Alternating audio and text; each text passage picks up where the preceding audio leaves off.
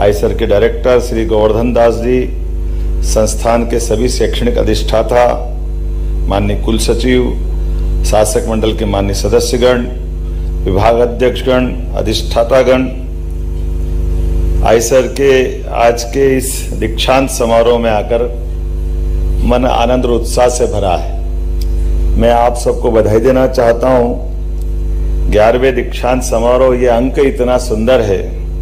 11 अंक हमारी अपनी परंपराओं में से समझदारी, संवेदनशीलता, ज्ञान और धर्म कर्म, ऐसे कई कारणों से इसको अलग प्रकार से जानते हैं। लेकिन आज इसका हमारे लिए और ज्यादा महत्व बढ़ जाता है जब देश की यशस्वी सबसे सफल शिक्षा मंत्री के वित्त मंत्री के रूप में हमारे बीच निर्मला जी पधारी। मैं आपका वंदन करता हूं, अभिनंदन करता हूं, संस्थान को बधाई देता हूं।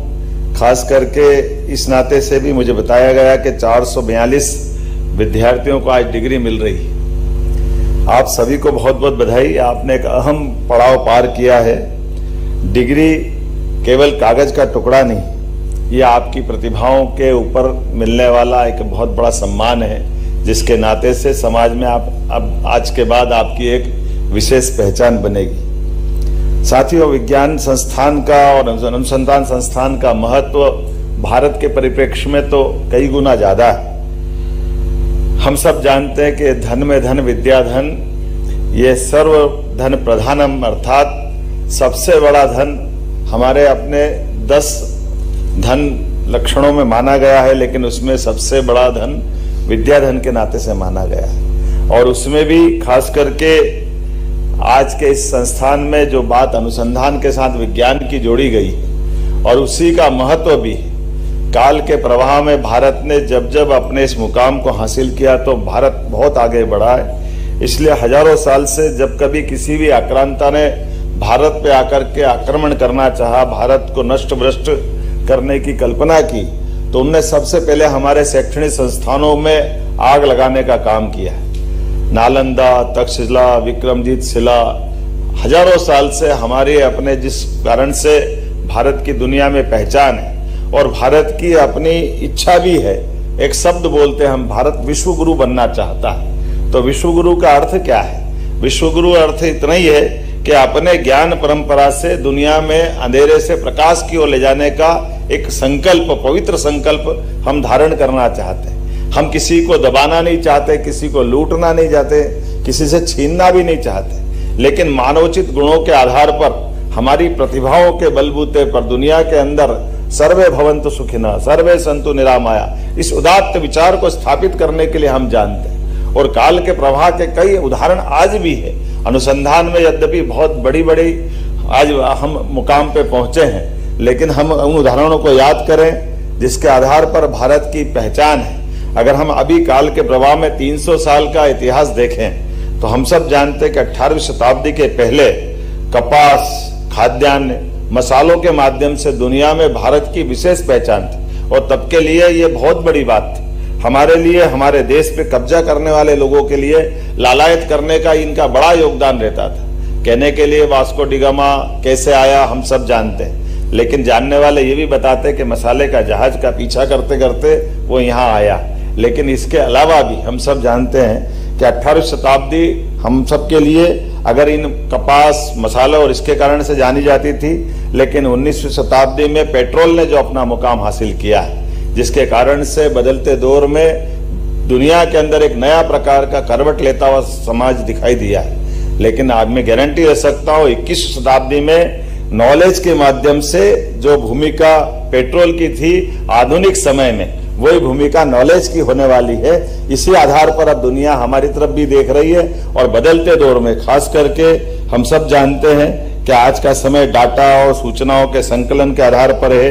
एनालिटिक्स का अब जिस प्रकार का समय आया है, अब हमको उसी तरह से बढ़ने की जरूरत है। और उसमें हमारे लिए आपके जैसे संस्थान की बहुत महती भूमिका है, बड़ी भूमिका है। मैं आपको बधाई देना चाहूंगा। लेकिन ऐसे जैसे मैंने कहा है कि हमारे यहाँ आज भी आइंस्टीन ने कहा है कि गति में गति, प्रकाश की गति सबसे तेज होती है, ये हम जानते हैं। लेकिन काल के प्रवाह में एक उदाहरण है, रामायण काल के अंदर झांकने वाले एक ऐसे ऋषि का काकभूषुंडी जी, जिनके लिए कहा जाता है कि काकभूषुंडी जी की गति कितनी तेज थी।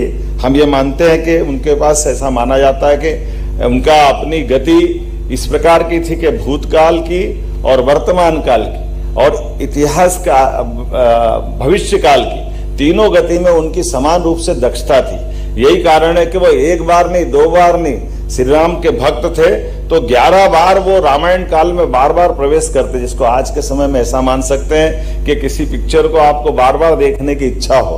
हमारे पास तो आज प्रोजेक्टर में पिक्चर लगा के देख सकते हैं, लेकिन उस गति के आधार पर वो उस काल में प्रवेश करके उन जीवंत घटनाओं को देखते हैं, जिसके बाद में उनकी अपनी एक अलग पहचान बनी। ऐसे कई रहस्य, जिन रहस्यों पे आज भी हमको प्रकाश डालना है। मुझे खुशी है इस बात की कि आज के इस अवसर पर जब हम जहां मध्य प्रदेश में अगर ये संस्थान के माध्यम से दीक्षांत समारोह को संपन्न कर रहे हैं, तो ज्ञान विज्ञान की इस धरती पर मध्य प्रदेश पुनः अपने उस गौरवशाली स्थान को हासिल करने के लिए देश के लक्ष्य के साथ कदम से कदम मिला के चलेगा। इंदौर स्थित IIT, IIM राष्ट्रीय रैंकिंग में हर वर्ष शीर्ष स्थान पे है। ग्वालियर में Indian institute of information technology and management, तो जबलपुर में Indian institute of information technology and design, Bhopal में आपका संस्थान आईसर तो है ही, अब भोपाल में ट्रिपल IIT भी खुल चुका है। मध्य प्रदेश एकमात्र ऐसा राज्य है जहां तीन ट्रिपल IIT है। मुझे इस बात की प्रसन्नता है। भोपाल में IIMFM देश का सर्वश्रेष्ठ वन प्रबंधन संस्थान, भोपाल में मौलाना आजाद राष्ट्रीय प्रौद्योगिकी संस्थान और एम्स है। भोपाल में राष्ट्रीय फॉरेंसिक साइंस यूनिवर्सिटी का विशाल परिसर स्थापित हो रहा है। भोपाल में regional institute of education, school of planning and architecture, national law institute university, Gwalior के Madhav institute and technology and science में देश का पहला ड्रोन स्कूल खोला गया है। प्रदेश में राज्य सरकार द्वारा संचालित कई विश्वविद्यालय, उच्च शैक्षणिक संस्थान स्थापित है, जिनमें लगातार उनकी अपनी एक अलग पहचान पूरे देश और दुनिया में बन रही है। उच्च शिक्षा के क्षेत्र में भी प्राइवेट क्षेत्र की भागीदारी लगातार बढ़ते हुए सिम्बायोसिस, अजीज प्रेमजी, MET, ITM इत्यादि संस्थानों का कैंपस हमारे यहाँ संचालित हो रहे हैं। प्रदेश में युवाओं को इंडस्ट्री रेडी बनाने के लिए प्रदेश में 6 ग्लोबल स्किल पार्क की हम स्थापना कर रहे हैं। ऐसी कई सारी चीजों के साथ साथ जो हमारे प्लेन डिग्री कोर्स है, इन प्लेन डिग्री कोर्स में भी 55 जिलों में PM एक्सीलेंस कॉलेज की हमने स्थापना की है। बच्चों में विज्ञान में रुचि जगाने के लिए IIT गांधीनगर के साथ मिलकर विज्ञान के लोकव्यापीकरण के नवीन कार्यक्रम का भी हमने शुभारंभ किया है। IIT के इंदौर के माध्यम से इंजीनियरिंग कॉलेज उज्जैन में एक सैटेलाइट कैंपस की भी हमने स्थापना की है। ऐसे बहुत सारे कामों को कर रहे हैं, लेकिन आज के इस दीक्षांत समारोह में हम सब जानते हैं, काल के प्रवाह में एक उदाहरण देकर अपनी बात समाप्त करता हूं। इस देश ने देशभक्ति की मिसाल तो बहुत बड़ी बड़ी कायम की है, लेकिन अनुसंधान के क्षेत्र में पिछड़ने के कारण से, चाहे पौरुष का युद्ध का काल हो या आज से लगभग 350 साल पहले रानी दुर्गावती का, वीरांगना गोंडवाना की रानी, जिसने अपने युद्ध में 50 युद्ध अपनी सफलता के साथ जीते, लेकिन आखिरी युद्ध में मुगल काल में पहली बार तोपों का प्रदर्शन हुआ और तोपों के सामने मुगल की सेना भारी पड़ी और अंततः हमारी रानी को अपने खुद के खंजर से अपने प्राणों की आहुति दे करके इस देश के अंदर अपनी, यद्यपि वीरगति की तो बड़ी मिसाल कायम की है, लेकिन अनुसंधान के क्षेत्र में पिछड़ने की देश कैसी कीमत चुकाता है, यह उदाहरण हम सबके सामने है। आज के इस देश में, आज के इस दौर में यशस्वी प्रधानमंत्री के नेतृत्व में जिस प्रकार से भारत प्रगति कर रहा है और सभी क्षेत्रों में हम लगातार आगे बढ़ रहे हैं, मैं एक बार फिर उम्मीद करता हूं कि अनुसंधान के इन सारे क्षेत्रों को बढ़ा करके हम दुनिया में अपना मूल मुकाम हासिल करेंगे। मेरी अपनी ओर से दीक्षांत समारोह में एक बार फिर आप सबको बधाई, बहुत बहुत धन्यवाद।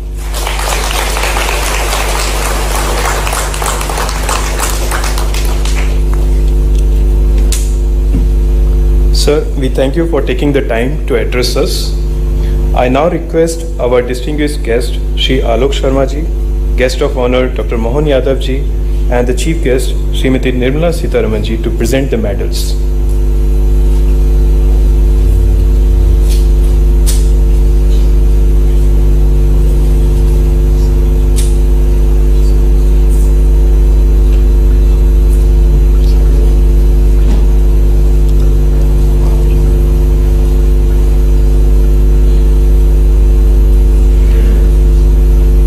Sir, I present Mriganka Parasar from the Department of Chemistry, who has been declared winner of the President's Gold Medal for the year 2024 for the best academic performance amongst all disciplines in the graduating class of the dual degree of Bachelor of Science and Master of Science program.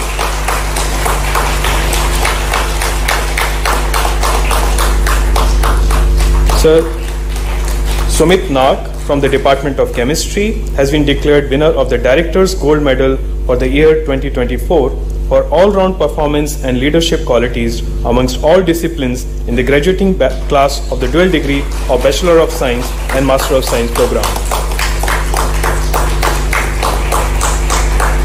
Sir, I present the following candidates who have been declared winners of the Proficiency Medal for the year 2024 for the best academic performance.